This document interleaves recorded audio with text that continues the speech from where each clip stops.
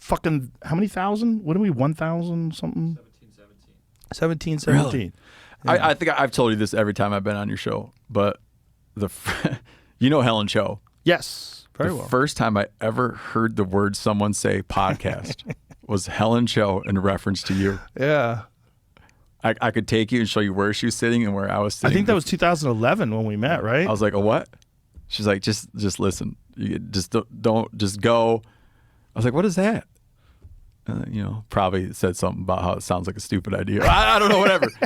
Yeah, it's funny. You were in it early. Yeah, 2009. Yeah. And I wouldn't have gotten into it without your encouragement. I knew you should get into it right away. The first time we ever did one, I'm like, wow, that guy's interesting.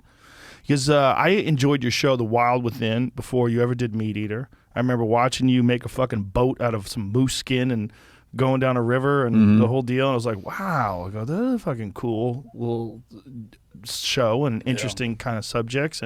And before you had ever taken me hunting, I'd always had this fascination with hunting. I'd always watched like Ted Nugent, Spirit of the Wild, and I watched a bunch of these hunting shows because I would be like, but that's probably the best way to eat.